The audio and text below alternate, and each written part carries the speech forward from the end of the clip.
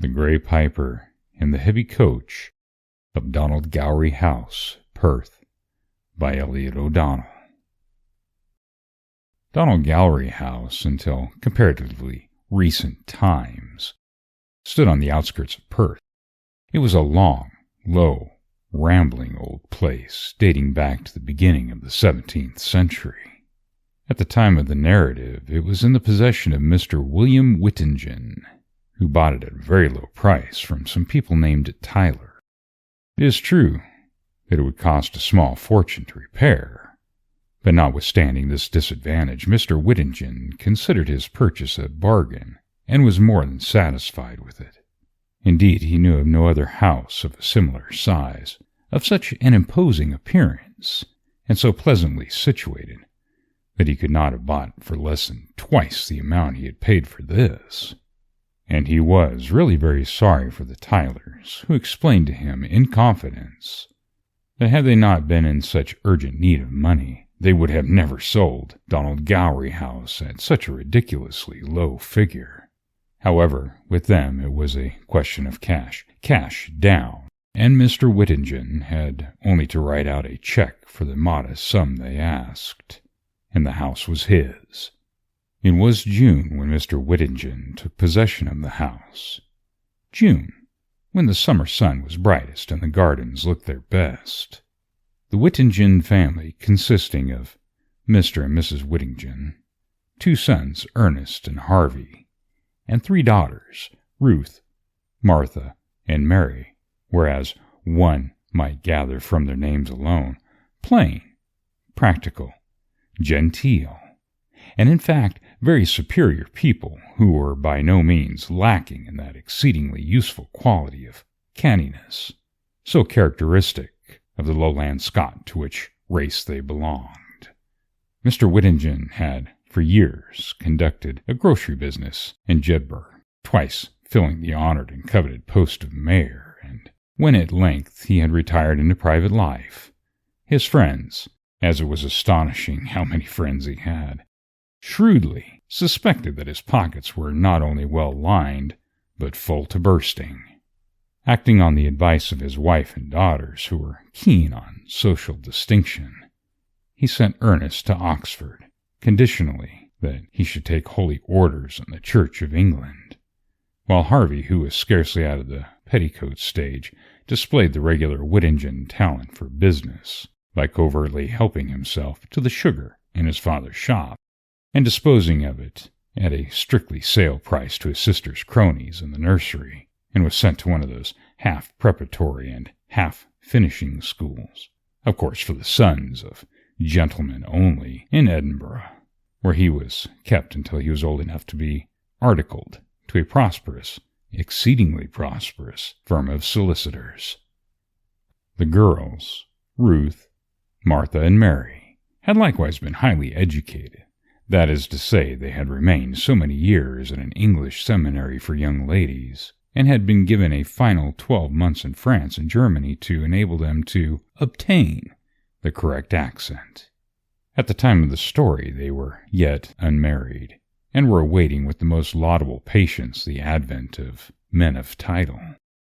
They were delighted with their new home, which Ruth had persuaded her father to christen Donaldgowerie, after the house in a romantic novel she had just been reading, and proud of their gilded premises and magnificent tennis lawns.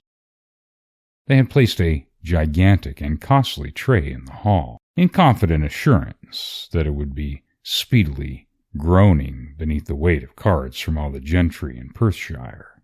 But please be it understood that my one and only object in alluding to these trifling details is to point out that the Whittingtons, being entirely engrossed in matters mundane, were the very last people in the world to be termed superstitious, and although imaginative where future husbands' calls and cards were concerned, prior to the events about to be narrated, had not an ounce of superstition in their natures.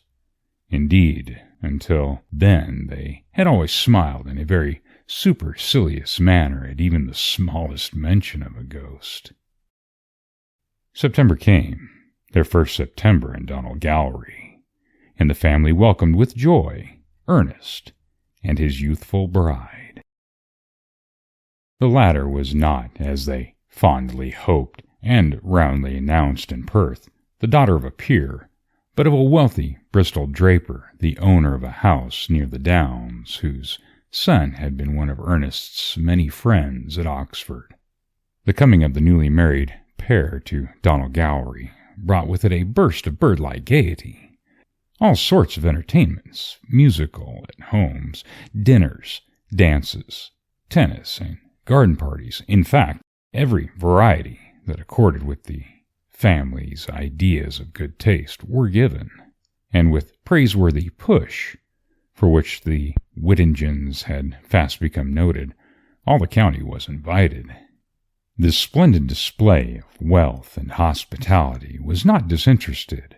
I fear it might not only account as a send-off for the immaculately clad curate and his wife, but also a determined effort on the part of Mr. and Mrs. Whittington to attract the right sort of lover for their girls.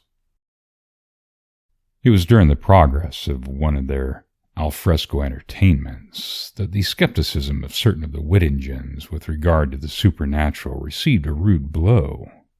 Martha, Mary, and two eligible young men, friends of the Harveys, having finished a somewhat spirited game of croquet, were refreshing themselves with lemonade while they continued their flirtation. Presently, Mary, whose partner declared how much he would like to see some photographs she had recently taken of herself, with a well-affected giggle of embarrassment, set off to the house to fetch her album. The minutes passed, and as she did not return, Martha went in search of her. The album, she knew, was in her boudoir, which was situated at the end of the long and rather gloomy corridor of the upper story. Highly incensed at her sister's slowness, she was hastening along the corridor, when to her supreme astonishment she suddenly saw the figure of a man in a kilt with bagpipes under his arms emerge through the half-opened door of the boudoir, and with a particular gliding motion advance towards her. A curious feeling, which she was totally unfamiliar with, compelled her to remain mute and motionless, and in this condition she awaited the approach of the stranger.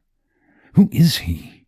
As he drew nearer, she perceived that his face was all one hue, a ghastly, livid gray, and that his eyes, which were all the time fixed on hers, were lurid and menacing, so terrible, in fact, that she turned cold with fear and felt the very hair on her head beginning to rise on end. She opened her mouth to shriek, but found that she could not say a syllable. Neither could she, even with the most desperate efforts, tear her feet from the floor.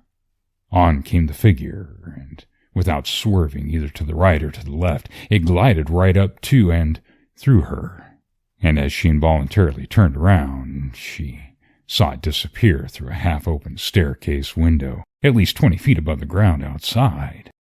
Shaking all over with terror, not understanding in the slightest what to make of it, Martha ran to the boudoir, where her heart almost sprang out of her body at the spectacle of her sister, Mary, stretched at full length on the floor, her cheeks ashy pale, her lips blue. Martha at once made a frantic rush to the bell, and in a few minutes half the establishment, headed by Mr. Whittington, poured into the room. With the aid of a little cold water, Mary speedily recovered, and, in reply to the anxious inquiries of her sympathetic rescuers as to what had happened, indulgently demanded why such a horrible-looking creature as that Piper had been allowed not merely to enter the house, but to come up into her room and half frighten her to death. "I had just got my album," she added, "when feeling someone was in the room, I turned around, and there," she indicated a spot on the carpet, "was the Piper not 10 paces away from me, regarding me with the most awful look imaginable. I was too taken aback with surprise to say anything, nor for some unaccountable reason could I escape, before he touched me upon the shoulder with one of his icy cold hands, and then commenced playing.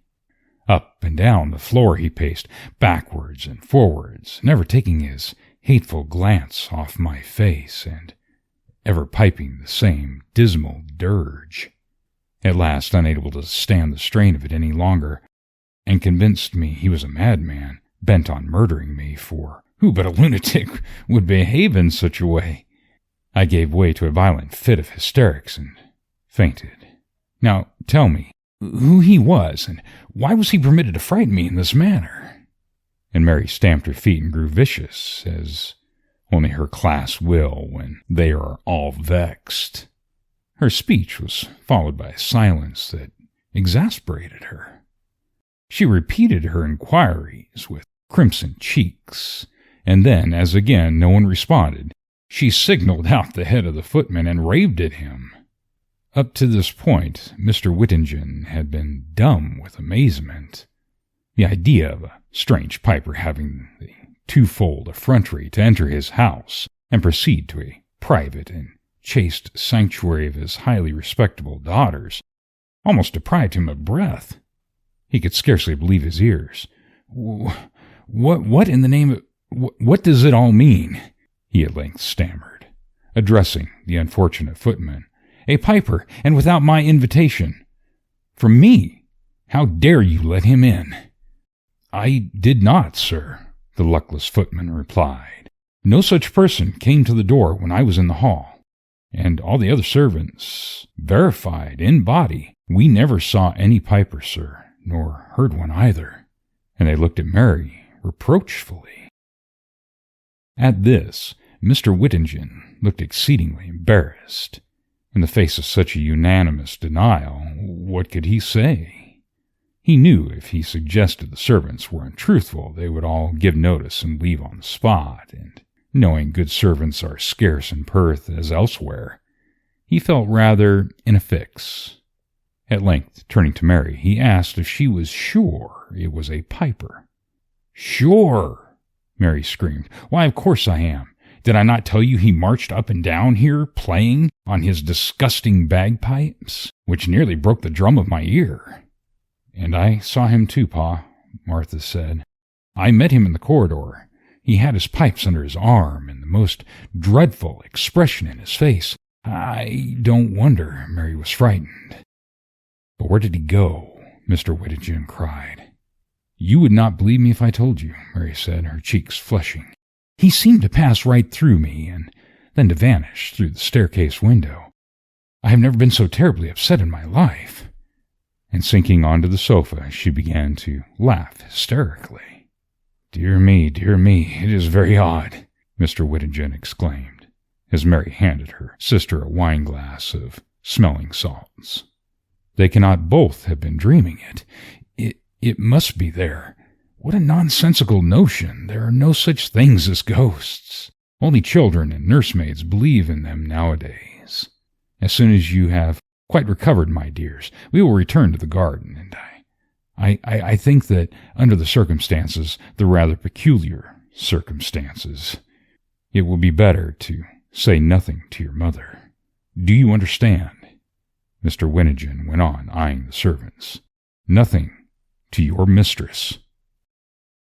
The affair thus terminated, and for some days nothing further happened to disturb the peace of the family. At the end of a week, however, exactly a week after the appearance of the piper, Mary met with a serious accident. She was running across the croquet lawn to speak to her sister-in-law when she tripped over a hoop that had been accidentally left there, and in falling, ran a hat-pin into her head. Blood poisoning ensued, and within a fortnight she was dead. Martha was the only one in the house, however, who associated Mary's accident and death with the piper. To her, that sinister expression in the mysterious Highlander's eyes portended mischief, and she could not but suspect that in some way or another he had brought about the catastrophe. The autumn waned, and Christmas was well within sight, when another mysterious occurrence took place. It was early one Sunday evening. Tea was just over, and the Whittington family were sitting around the fire engaged in a somewhat melancholy conversation, for the loss of Mary had affected them all very deeply, when they heard the faraway rumble of a heavy coach on the high road. Nearer and nearer it came, till it seemed to be about on level with the front lodge gate. Then, to their surprise, there was a loud crunching of gravel, and they heard it careering at breakneck speed up the carriage drive. They looked at one another in the utmost consternation. A coach, and driven in this mad fashion. Who was it? What did it mean? Not visitors, surely.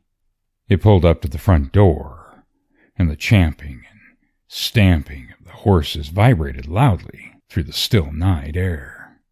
Sounds of one or more people descending were next heard, and then there came a series of the most terrific knockings at the door. The Whittington family stared at one another, aghast. There was something in those knockings, something they could not explain. That terror struck in their souls and made their blood run cold. They waited in breathless anxiety for the door to be opened, but no servant went to open it. The knocks were repeated, if anything louder than before.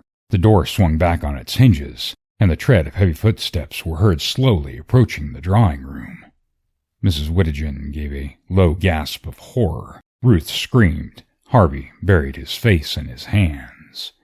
Mr. Whittington rose to his feet and made desperate efforts to get to the bell, but could not stir, while Martha rushed to the drawing-room door and locked it.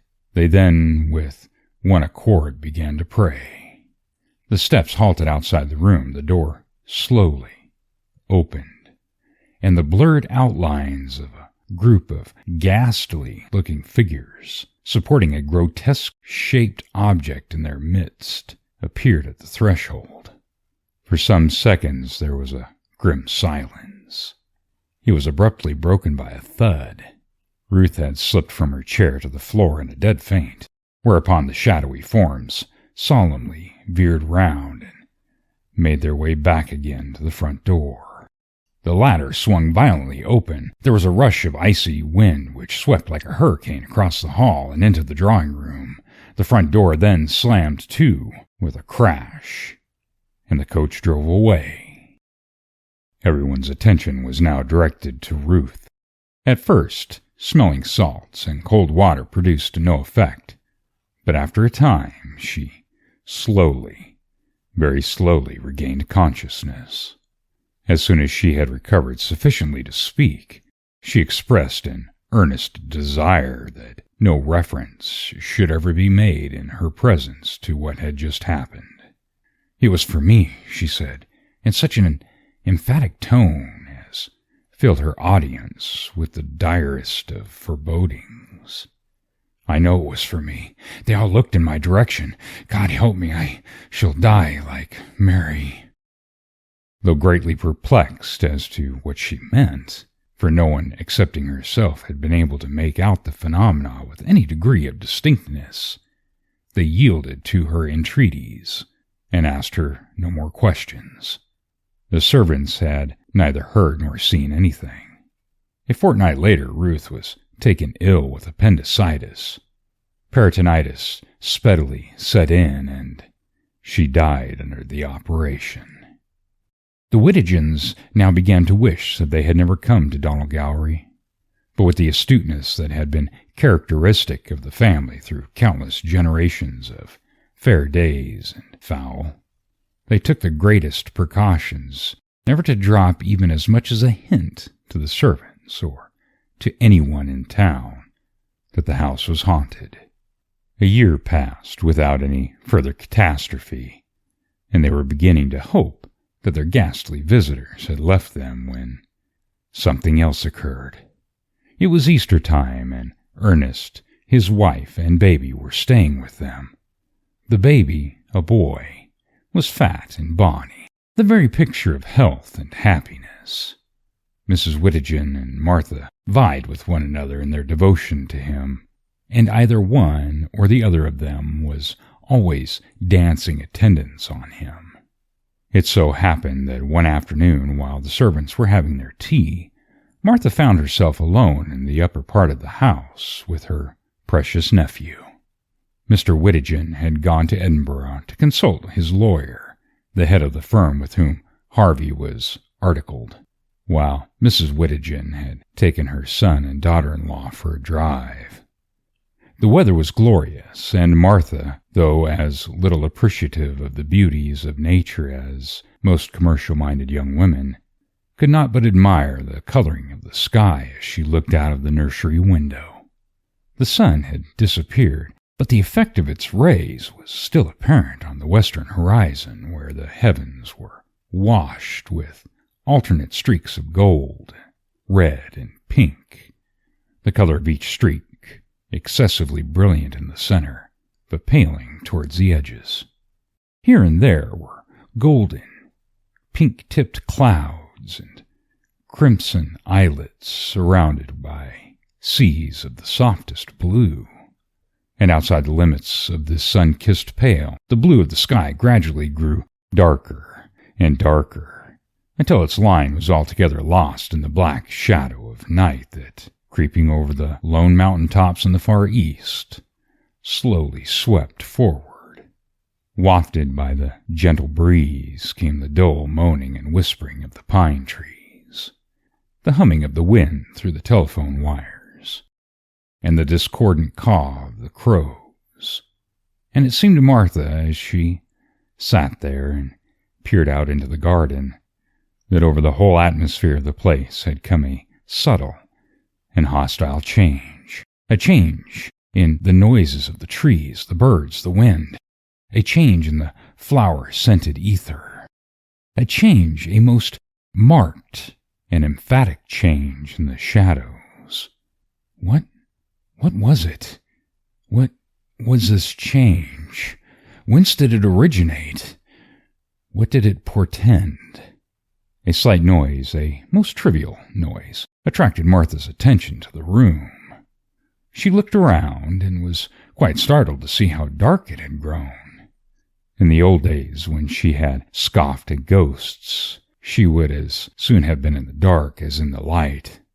The night had no terrors for her, but now, since those awful occurrences last year, all was different. And as she peered apprehensively about her, her flesh crawled. What was there in the corner opposite, that corner hemmed in on one side by the cupboard? How she hated cupboards, particularly when they had shiny surfaces on which were reflected all sorts of curious things, and the chest of drawers on the other. It was a shadow, only a shadow. But of what? She searched the room everywhere to find its material counterpart, and at last discovered it in the nursery shawl which hung over the back of the chair. Then she laughed, and would have gone on laughing, for she tried to persuade herself that laughter banished ghosts, when suddenly something else caught her eye. What was it? An object that glittered evilly like two eyes. She got up in a state of most hideous fascination and walked towards it. Then she laughed again. It was a pair of scissors. The nurse's scissors, clean, bright, and sharp.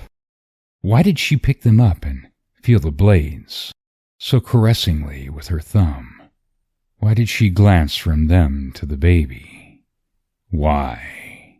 In the name of God, why? Frightful ideas laid hold of her mind. She tried to chase them away, but they quickly returned. The scissors. Why were they in her fingers? For what were they intended? Cutting thread and tape and throats. And she giggled hysterically at the bare notion. But what was this around her waist? This shadowy arm-like object. She looked fearfully around, and her soul died within her as she encountered the malevolent, gleeful eyes of the sinister piper pressed closely against her face. Was it she he wanted this time? She or whom, in the name of all that was pitiable? Desperately, as if all the lives in the universe and the future of her soul were at stake, did she struggle to free herself from his grasp, but in vain. Every fiber, every muscle of her body was completely at his will, On and on he pushed her until foot by foot, inch by inch, she approached the cradle, and all the while his hellish voice was breathing the vilest of inspirations into her brain. At last, she stood by the side of the baby and bent over it. What a darling! What a dear! What a duck! A sweet, pretty, innocent, prattling duck! How like her mother! How like her handsome brother! How like herself! Very, very like herself! How everyone loved it! How everyone would miss it! How pink its toes! How fat its calves! How chubby its little palms! How bonny its cheeks, and how white, how glorious! How heavenly, snowy white its throat!